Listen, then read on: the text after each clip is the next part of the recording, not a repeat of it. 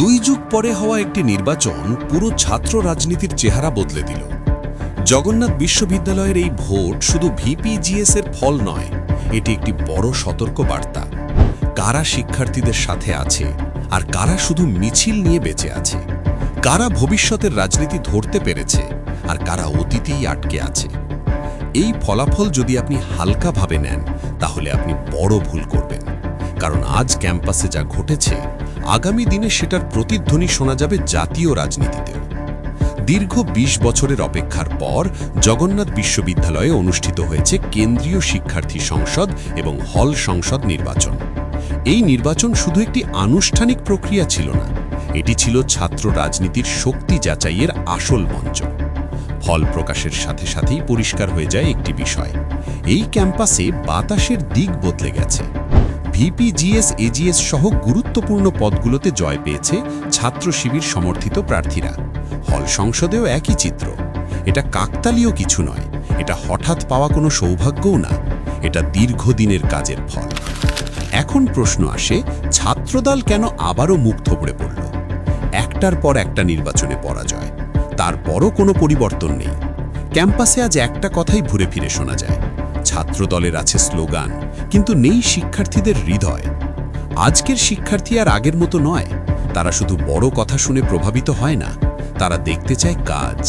তারা চায় এমন নেতৃত্ব যারা তাদের মতোই ছাত্র, যারা একই ক্লাসে বসে, একই পরীক্ষার চাপ অনুভব করে। কিন্তু বাস্তবতা হলো, বেশিরভাগ ইউনিটে ছাত্রদলের নেতৃত্বে আছেন অছাত্ররা। বয়সের ব্যবধান তৈরি করেছে দূরত্ব, চিন্তার ব্যবধান তৈরি করেছে বিরক্তি। একজন সাধারণ শিক্ষার্থী কেন তার ভবিষ্যৎ নিয়ে এমন কারো কথা শুনবে যার নিজের কেরিয়ারই অনিশ্চিত? এই জায়গাতেই ছাত্রদল বারবার হেরে যায়। অন্যদিকে ছাত্র শিবির খুব চুপচাপ একটি কাজ করেছে। তারা শিক্ষার্থীদের কথা শুনেছে, তারা আগে মানুষ বানাতে চেয়েছে। রাজনীতির আগে পড়াশোনা, স্লোগানের আগে চরিত্র, এই মেসেজটাই তারা ছড়িয়ে দিয়েছে। একজন ছাত্র রাজনীতি করতে চাইলে তাকে বলা হয়েছে, আগে ভালো ছাত্র হও, নিজেকে তৈরি করো, তারপর নেতৃত্ব আসবে। এই দৃষ্টিভঙ্গি আজকের জেনারেশনের সাথে কানেক্ট করেছে। ছাত্রদলের আরেকটি বড় সমস্যা গ্রুপিং, যোগ্যতার চেয়ে পরিচয়, পরিশ্রমের চেয়ে কাছের মানুষ। ফলাফল হিসেবে দেখা যায়, নিজের দলের লোকই নিজের প্রার্থীকে ভোট দেয় না। এটা রাজনীতির সবচেয়ে ভয়ঙ্কর রোগ।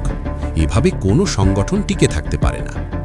আরেকটি বিষয় খুব স্পষ্ট, ছাত্রদলের রাজনীতি এখনো শোডাউন নির্ভর, বাইক মিছিল, মাইকিং, স্লোগান। কিন্তু এই ফর্মুলা এখন পুরনো, নতুন প্রজন্ম এতে আগ্রহ পায় না, তারা যুক্তি চায়। এই জায়গায় ছাত্র শিবির এক ধাপ এগিয়ে গেছে। জয়ের পর তাদের আচরণই তার প্রমাণ। তারা উল্লাসে মাতেনি, তারা ক্ষমতার ভাষায় কথা বলেনি, তারা বলেছে এটি একটি দায়িত্ব, একটি আমানত।